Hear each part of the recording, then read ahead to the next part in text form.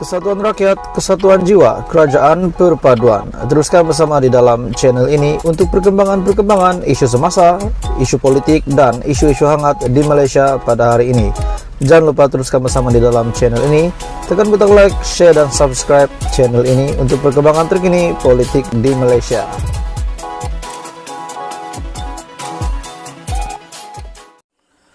Setelah ramai rakyat Malaysia, tidak semua tetapi memang ramai yang mempertikaikan keabsahan Perdana Menteri sejak Perdana Menteri mengangkat sumpah sebagai Perdana Menteri Malaysia yang ke-10. Bahkan satu lagi isu hangat, berita susulan yang kita dengar berkenaan dengan keabsahan ataupun pengampunan penuh yang diterima Anwar. Ada yang kata Anwar Ibrahim yang merayu pengampunan itu, tetapi kenyataan daripada Anwar Ibrahim bahwa bukan beliau, tetapi beliau telah dihubungi oleh Yang di-Pertuan Agong. Permohonan peguam cabar pengampunan Anwar didengar pada 10 Januari. Oke, sebelum kita teruskan, saya mengucapkan ribuan jutaan terima kasih kepada seluruh rakyat Malaysia yang menonton video hari ini. Jangan lupa tekan butang subscribe, like, dan share video ini kepada rakan-rakan, kepada seluruh Malaysia supaya mereka juga tahu tentang isu hangat hari ini. Oke, baik, kita mulakan. Permohonan peguam cabar pengampunan Anwar didengar pada 10 Januari. Permohonan seorang peguam untuk meneruskan rayuan di Mahkamah Persekutuan bagi mengembalikan saman mencabar kesahan pengampunan diraja yang diberi kepada Datuk Seri Anwar Ibrahim pada tahun 2018 akan didengar pada 10 Januari tahun hadapan.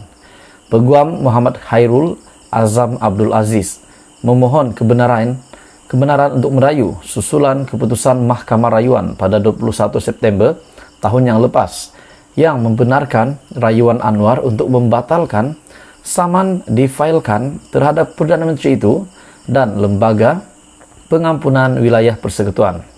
Tarikh berkenaan ditetapkan Timbalan Pendaftar Mahkamah Persekutuan Mazuliana Abdul Rashid melalui prosiding pengurusan kes secara e-review. Ia turut dihadiri peguam J. Lila mewakili Anwar dan Azurin Ibrahim bertindak bagi pihak Muhammad Khairul Azam.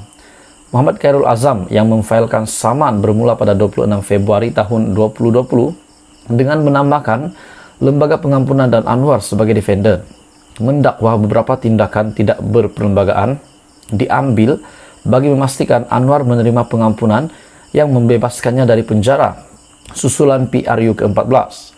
Dan peguam itu juga mendakwa pengampunan penuh yang diberikan kepada Anwar oleh Yang di-Pertuan Agong bercanggah dengan perkara 42 dalam kurungan 4 dan dalam kurungan 5 Perlembagaan Persekutuan, kerana kuasa pengampunan hendaklah dilaksanakan atas nasihat Lembaga Pengampunan.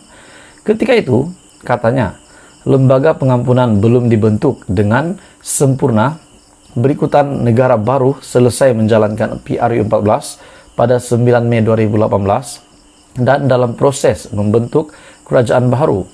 Dan pada 21 September 2020, Mahkamah Tinggi menolak permohonan Anwar dan Lembaga Pengampunan untuk membatalkan saman pemula selepas memutuskan Muhammad Khairul Azam mempunyai locus standi ataupun hak di sisi undang-undang untuk memulakan saman itu.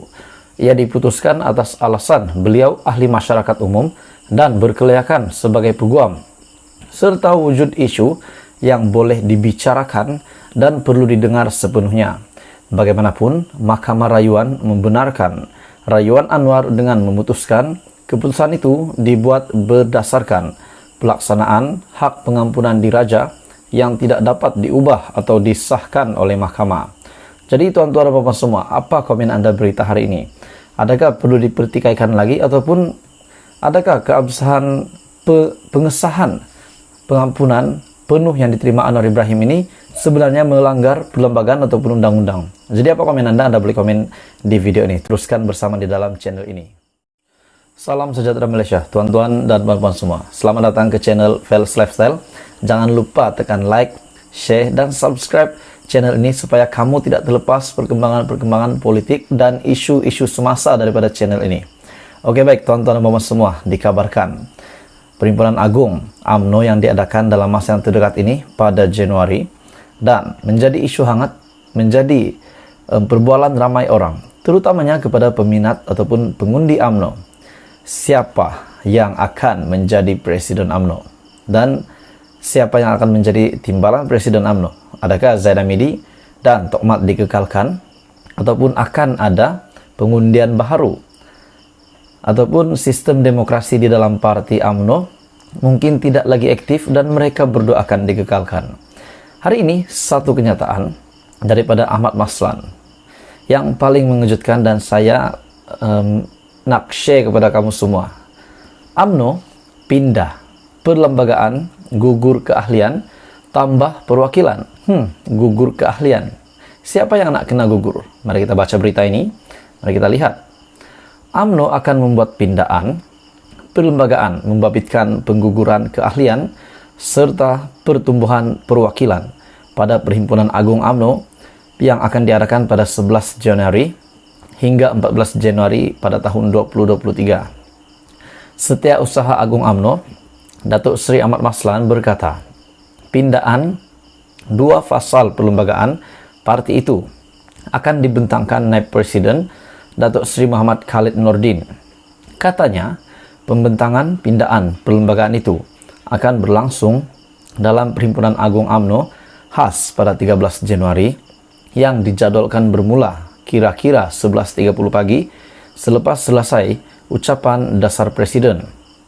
Perkara yang nak dipindah dalam perlembagaan UMNO bulan depan adalah ke atas pasal 20.11 yang menyebut seorang ahli parti yang menang bertanding tetapi meninggalkan parti atau bertanding sebagai calon bebas atau parti lawan, sama ada pada PRN atau parlimen, akan tergugur keahlian secara otomatik. Pindaan fasal berkenaan adalah disesuaikan Akta Anti Lompat Parti yang sudah diluluskan di Dewan Rakyat sebelum ini. Selain daripada itu, UMNO juga akan turut memindah pasal 8.4 kepada Ketua Penerangan Bahagian Wanita, Pemuda dan Putri secara otomatik menjadi perwakilan dalam Perhimpunan Agung UMNO setiap tahun. Oleh itu, perwakilan akan bertambah seramai 191 orang masing-masing ke Perhimpunan Agung UMNO, serta Perhimpunan Agung UMNO membabitkan sayap wanita, pemuda dan putri, katanya. Beliau berkata demikian pada sidang media di Pusat Khidmat Ahli Parlimen Pontian di Api-Api di sini pada hari ini. Perhimpunan Agung UMNO 2022 yang sebelum ini dijadwalkan pada 21 hingga 24 Desember telah ditangguhkan kepada 11 hingga 14 Januari. Mengulas selanjut, Ahmad Maslan yang juga timbalan Menteri Kewangan dan ahli Parlimen Pontian berkata, sebelum ini hanya 7 individu daripada setiap bagian parti yang secara otomatik menjadi perwakilan pada Perhimpunan Agung UMNO. Jadi menurut kenyataan daripada Ahmad Maslan ini, di mana perkara yang nak dipindah dalam perlembagaan UMNO bulan hadapan adalah ke atas pasal 20.11. Ia menyebut seseorang ahli parti yang menang bertanding tetapi meninggalkan parti atau bertanding sebagai calon bebas atau parti lawan, sama ada pada pilihan raya negeri atau parlimen, akan tergugur keahlian secara otomatik. Jadi ini juga salah satu langkah yang sangat bijaksana daripada UMNO setelah mereka pun mengikut apa yang dilakukan oleh Anwar Ibrahim dengan sesiapa MP yang tidak menyokong usul daripada kerajaan perpaduan. Mungkin mereka nak lompat parti secara individu, mereka akan otomatik terpaksa mengosongkan kursi mereka. Jadi apa komen Anda berita hari ini? Kenyataan dari Ahmad Maslan yang mengejutkan.